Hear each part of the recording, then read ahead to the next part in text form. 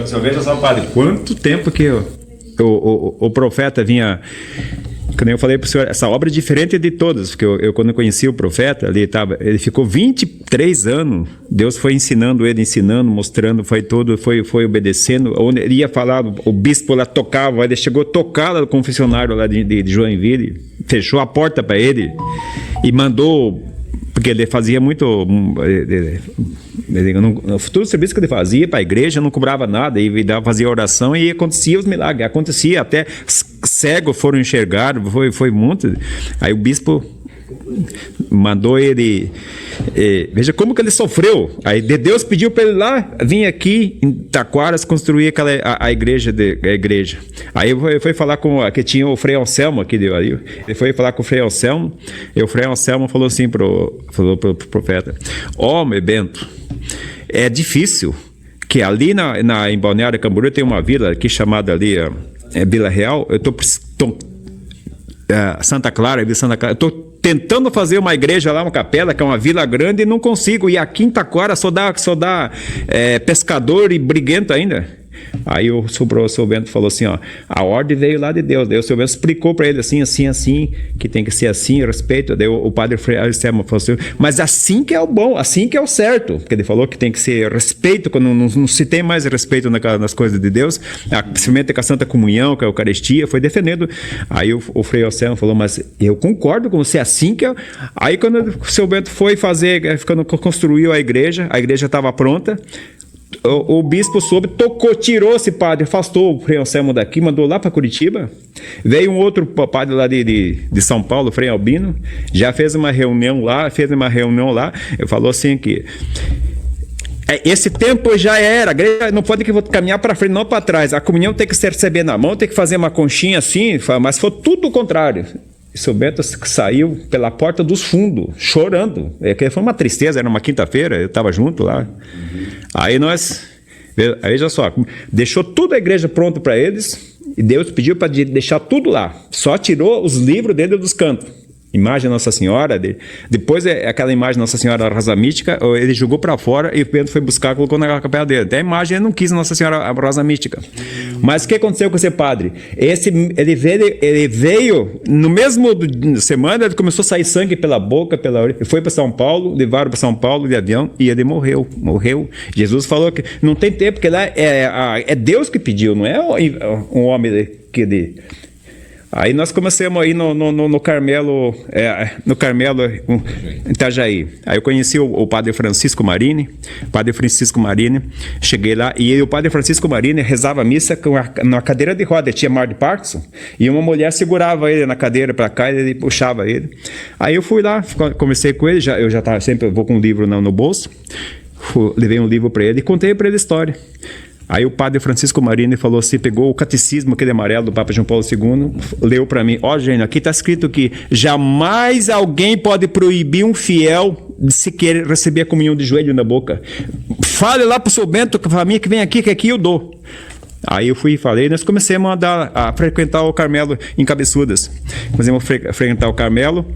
Aí, um certo dia, o seu Bento um dia pegou o padre Francisco, colocou a mão na cabeça dele, fez uma oração para ele. O padre Francisco ficou bom, não precisou mais cadeira, ficou bom, não precisou rezar a missa de pé, não precisou caminhar.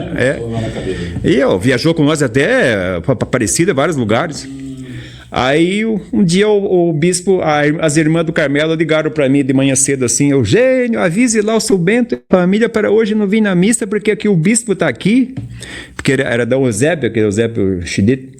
O bispo está aqui e ele vai fechar o Carmelo se você não deixar o seu Bento. Como que ele foi perseguido? Aí eu peguei, avisei lá seu Bento, mas eu e o João Batista, o Toca. Cheguei lá, o bispo falando assim, só falando que é um falso profeta, porque achou uns galhos retorcidos. Aqui na rádio eles falavam assim, tudo direto, que a rádio tentou. Na hora da comunhão, eu peguei e fui. Ele dando comunhão. Quando eu cheguei lá para a comunhão, eu me ajoelhei, ele gritou assim, bem alto assim, eu falei em castelhano, em latim, em grego, que você não escutou. Eu falei, não, mas eu sou acostumado, só recebo porque eu sou ortodoxo. Aí ele falou, bom, ortodoxo pode. Pegou e me enfiou a comunhão na boca, assim. Aí veio o toque atrás, o João Batista se ajoelhou e Sérgio também. Você também é ortodoxo? Eu falei, não. Ele não deu. Não deu comunhão para Não deu. Às vezes, como é que nós sofremos? Aí o que eu combinei com o padre Francisco? O padre Francisco Marini depois. Ele falou assim, eu combinei com ele o seguinte. Então a missa era domingo, sempre de manhã lá. Missa era de manhã. Aí eu combinei com ele, eu ia lá na missa, esperava, ele terminava a missa, eu pegava, ele levava no carro lá em Taquaras, ele almoçava lá com a família do seu Bento, e à tarde ele fazia a missa para nós lá, na casa do profeta lá, na casa daquela capelinha lá. Aí o outro padre que ficou no lugar daquele que morreu ali, foi lá também, investigar, começou a falar mal do padre Francisco Marini, de que é um falso profeta, na rádio ali. O que aconteceu? Pegou um câncer na cabeça e morreu também. Aí eles pararam daí de perseguir o profeta. Eles pararam. É só que essa obra não... Coisa de Deus a gente não pode de brincadeira, né? Tem que respeitar as coisas de Deus. E o problema é que tem muitas pessoas que não respeitam, né? Cala a boca.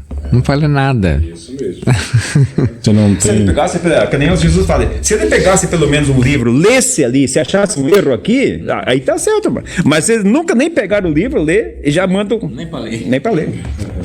O Fischer é tanto que ele não quer nem ler. Agora a gente vê por como que Jesus sofreu na época. Como Jesus que sofreu na época. Por que o sumo... Eu ficava pensando, como é que o sumo sacerdote chegaram... Que nem hoje o evangelho que o senhor leu. Lembra o evangelho que o senhor leu hoje? Jesus passou os 2 homens possessos, os demônios. O que os demônios falaram? Tu és o filho de Deus? Veio os demônios que é demônio reconheceram que Jesus era filho de Deus. A igreja, o sumo sacerdote, mandaram crucificar Jesus. De Deus, crucificar. É uma coisa que não dá pra entender, né, padre? Não, muita gente age sob a direção do demônio, né? Sem querer, às vezes a pessoa está possessa do demônio. Age completamente movida. Como tem gente que age movido pelo Espírito Santo, tem gente que age movido pelo demônio. E fazendo aquilo que o demônio gosta, né? Então é compreensível. Quando você age de acordo com o que o demônio inspira, é outra história, né? Fazer o quê? Tá certo. Uns agem movidos pelo Espírito Santo e outros pelo demônio. Isso.